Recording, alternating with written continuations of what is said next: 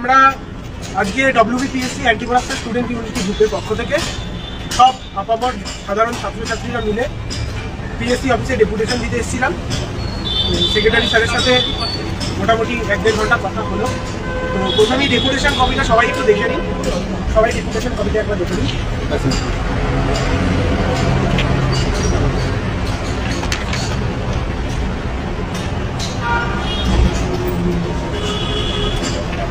সবাই মোটামুটি ডেপুটেশন কপিটা দেখেছেন। এবার প্রথমেই সেক্রেটারি স্যারের সাথে যে বিষয়ে আমাদের কথা হলো সেটা হচ্ছে, যেহেতু আপনারা সবাই জানেন আমরা 29 অক্টোবর ক্লার্কশিপ যাতে স্বচ্ছভাবে হয় এবং আরও অন্যান্য দাবি নিয়ে আমরা আন্দোলন করেছিলাম। প্রায় 2 থেকে 2.5 ঘন্টা সেক্রেটারি স্যারের সাথে কথা বলেছিলাম, তারপর মেল ক্যাম্পেন সহ অনেক কিছু করেছিলাম এবং তারপর পিএসসি নোটিশ দিয়েছিল এবং সেক্রেটারি স্যারও জানিয়েছিলেন আমাদের যে আমরা হার্ট অ্যান্ড সোল এবং চেষ্টা করব যাতে ক্লার্কশিপ স্বচ্ছ হয়, এবং উনি কথা দিয়েছিলেন পরীক্ষায় গড়বড় হবে না। এবং আমরা অত্যন্ত আনন্দিত যে উনি ওনার কথা রেখেছেন এবং এই জন্য আমরা ওনাকে ধন্যবাদ জ্ঞাপন করেছি। যে এবং স্যার বলেছেন যে আমি যেটা বলেছি বলার চেষ্টা করেছি বলার যে ক্লার্কশিপ স্বচ্ছ হবে, তো স্বচ্ছ হয়েছে এবং 80% সেন্টারে চেকিং ভালোভাবে হয়েছে। আচ্ছা, অনেকের মনে এই বিষয়টা প্রশ্ন আসতে পারে যে ক্লার্কশিপে 1.5 ঘন্টা পর একটা প্রশ্ন বেরিয়ে গেছিল বলে অনেকের আশঙ্কা হয়েছে। সেই বিষয়ে পিএসসিকে অ্যাড্রেস করা হয়েছে এবং যাদের মোবাইল সহ বা অন্যান্য গ্যাজেট সহ ধরা হয়েছে তাদের বিরুদ্ধে পিএসসি ব্যবস্থা নিচ্ছে এবং সেই বিষয়ে নোটিশ দেবের কথা বলা হয়েছে। এবং যে প্রশ্নপত্রটা বেরিয়েছিল তার কিউআর কোড স্ক্যান করে ডুপ্লিকেট নাম্বার আমরাও দিয়েছিলাম, ওনাদের কাছেও আছে, ওনারা পদক্ষেপ নিয়ে নিয়েছেন এবং পরবর্তীতে যারা ম্যালপ্র্যাকটিস করেছে তাদের বিরুদ্ধে পদক্ষেপ নেবেন। এবার পরবর্তী স্টেপগুলো চলে আসি, যেগুলো আমাদের পয়েন্ট। প্রথম পয়েন্ট ছিল ডব্লিউবিসিএস এর 22-এর মেন্সের রেজাল্ট, সেটা 2 বছর ধরে আটকে আছে, সেই বিষয়ে আমাদের সমতা বলছে। আমি যখন জিজ্ঞেস করি যে ডব্লিউবিসিএস এর 2022-এর মেন্সের রেজাল্টের প্রোগ্রেস কি হলো, সেক্রেটারি স্যার তখন বললেন যে ওটা আমরা অ্যাজ সুন অ্যাজ পসিবল করে দিচ্ছি এবং আপনারা আশা করতে পারেন ডিসেম্বরের মধ্যে এবং ডিসেম্বরের প্রথম দিকে সেটা আমরা পাবলিশ করে দেবো। সেটা একদম কনফার্মলি উনি জানিয়ে দিয়েছেন আর কি, এটা কোনো বিষয়। আর আরেকটা কথা যেটা অগ্নিগোল ক্লার্কশিপের ক্ষেত্রে বলতে গিয়ে হয়তো মিস করে গেল, আমরা কোশ্চেন নিয়ে বলেছিলাম নর্মালাইজেশনের ক্ষেত্রে, যেহেতু কয়েকটা শিট টাফ হয়েছিল, তো সেক্ষেত্রে উনি বলেছিলেন না প্রতিটা সেট আমরা মডারেট রাখার চেষ্টা করেছি এবং মেন্স পরীক্ষাতেও যে কোশ্চেন হবে সেটার কিন্তু মডারেশন তারা বজায় রাখবে, মানে মডারেট কোশ্চেন তারা করার চেষ্টা করছে যাতে কোনো ক্যান্ডিডেটের কিছু অভিযোগ না থাকে। এটাই হচ্ছে কথা। এবার বাকি যে কথাটা বলবে সেটা অনেকের কিছু বলবে। আচ্ছা, আমি স্যারকে কোশ্চেন করলাম যে স্যার মিসলেনিয়াস পরীক্ষা তো হয়ে গেছে, 1.5 মাস হতে গেল, তা এর অ্যান্সার কি কবে দেবেন?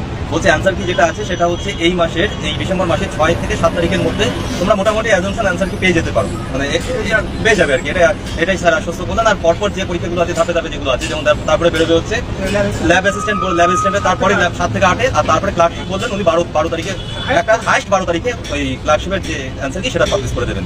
এরপরে আর ওএমআর স্ক্যান কপি যেটা বললেন সেটা হচ্ছে পরে দিয়ে দেবেন, ওটা একটু দেরি হবে ওএমআর স্ক্যান কপি। আর বাকি যেটা আছে সেটা অগ্নিগো বলছে।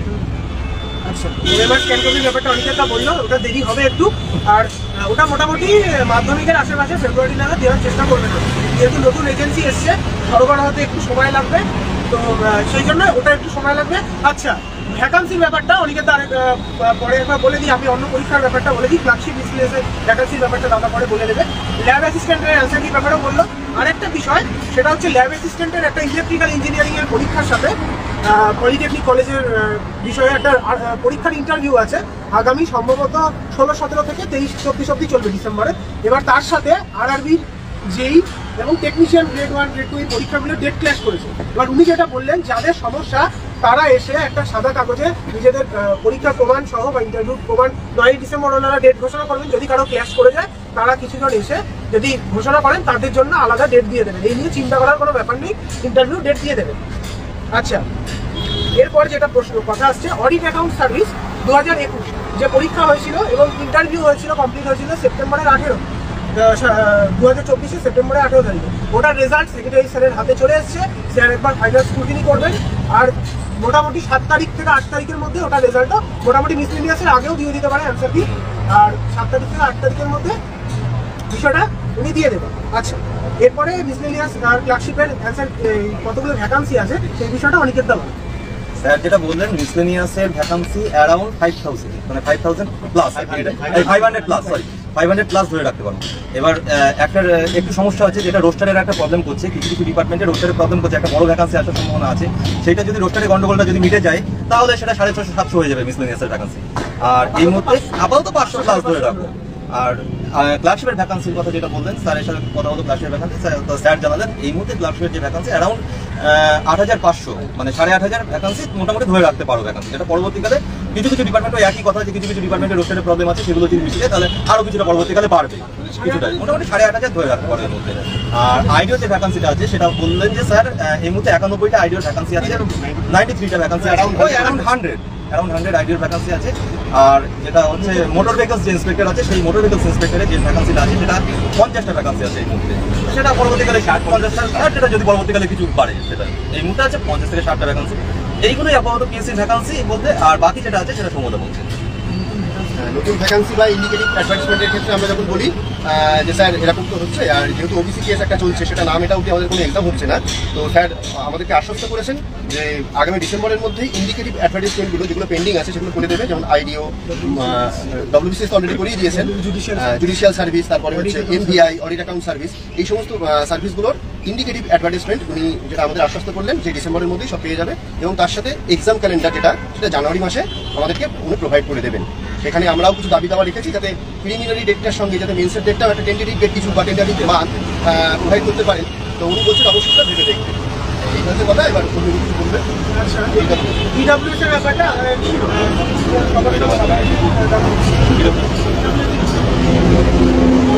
যে স্যারের সাথে সরাসরি কথা বলার জন্য এই গ্রুপের সকল মেম্বারদের খুব ধন্যবাদ, আন্তরিক ধন্যবাদ। তো স্যারকে আমি যেটা জানতে চাইলাম, এটা অনেক ইডব্লিউএস ক্যান্ডিডেটসের একটা প্রশ্ন যে ইস্যু ডেটটা নিয়ে। তো অনেক ইডব্লিউএস ক্যান্ডিডেট আছো যাদের ইডব্লিউএস সার্টিফিকেটটা ইস্যু হয়েছে মানে ফর্ম ফিল আপের লাস্ট ডেটের পরে। তো স্যার বললেন এটা নিয়ে কোনো রকম কোনো প্রবলেম হবে না, যদি সিলেক্টেড হও তাহলে ডকুমেন্ট ভেরিফিকেশনের সময় এটা নিয়ে কোনো সমস্যা হবে না, যাদের ইডব্লিউএস এর ইস্যু ডেট লাস্ট ডেটের পরে আছে।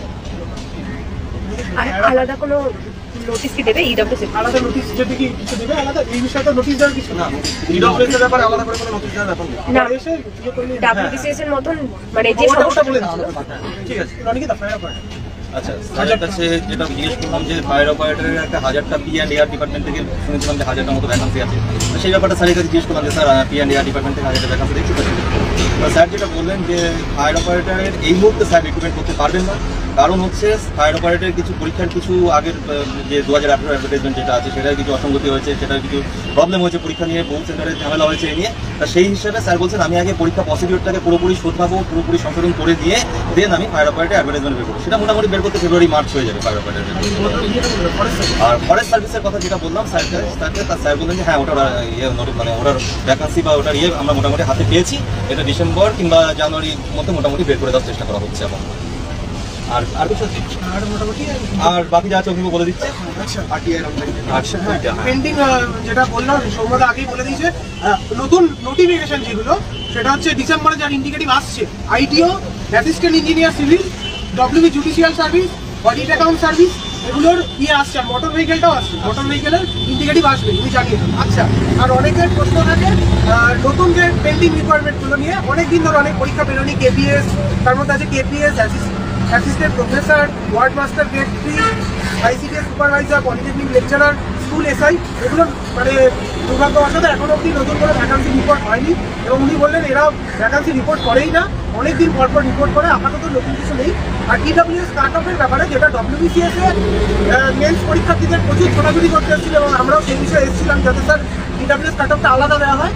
উনি এবার সেই বিষয়েও জানিয়েছেন যে ইডব্লিউএস কাট অফটা প্রত্যেক, যেমন বিসিএস এ ওটা একটু সমস্যা হয়েছিল, এটা মিসলেনিয়াস ক্লার্কশিপ বা আগামী যে পরীক্ষাগুলো আসবে সেই পরীক্ষাগুলোর যে ইডব্লিউএস কাট অফ পুরো আলাদা করে সেপারেটভাবেই দেওয়া হবে, এবং ওই 10% যে রিজার্ভেশন রুল সেটা মেনে দেওয়া হবে। আর একটা খুব ভালো খবর, সেটা হচ্ছে মিসলেনিয়াস ক্লার্কশিপ যে শূন্য পদ বা যেগুলো রিক্রুটমেন্ট আছে, এটা আমরা রিক্রুটমেন্ট প্রসেসটাকে ওনাদের ফাস্ট করতে বলেছি, এবং ফাস্ট করার কথা যেটা বললেন উনি, মোটামুটি মিসলেনিয়াস ক্লার্কশিপের মেন্স নিয়ে মিসলেনিয়াসের ইন্টারভিউ মোটামুটি আগামী বছরের মধ্যে কমপ্লিট করে দেওয়ার চেষ্টা করবে, এবং ক্লার্কশিপটা সম্ভবত 26-এর শুরুর দিকে, মিসলেনিয়াস আর ক্লার্কশিপ 25-এর শেষ বা 26-এর শুরুর মধ্যে এই দুটো পরীক্ষার নিয়োগ কমপ্লিট হয়ে যাবে।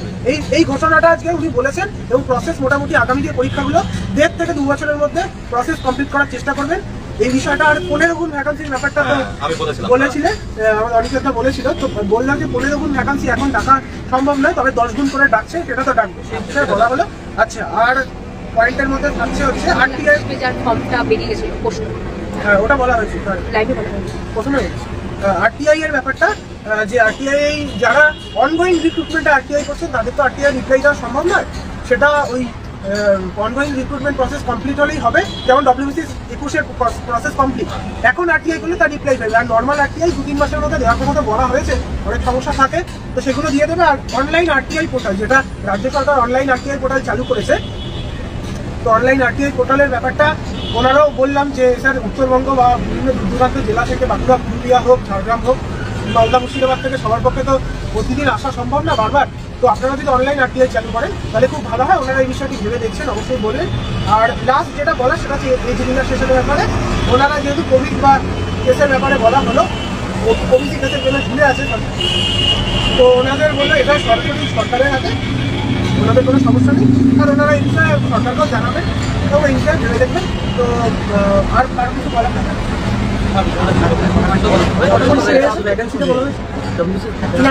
আচ্ছা হ্যাঁ, WBCS ভ্যাকান্সির ব্যাপারে এটা খুব ভালো পয়েন্ট। 2022-এর WBCS ভ্যাকান্সি অ্যারাউন্ড 250 বললো তো, 250 এবং 250 থেকে 300। এবার এর মধ্যে অনেকে জিজ্ঞেস করছিলেন গ্রুপ এ বিতে কত ভ্যাকান্সি থাকবে, 150, 200, 250। অনেকে ভাবছিলেন অত থাকবে না গ্রুপ এ বিতে, যেহেতু আগের বারগুলো গ্রুপ বিতে অনেকটা ভ্যাকান্সি কিনেছে।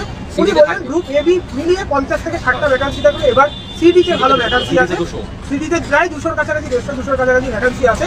সেটা টোটাল ভ্যাকান্সি 250 থেকে 300-এর মধ্যে থাকবে 2022 WBCS। এই হিসেবটা এখনো বলার মতো রিপোর্ট হয়নি।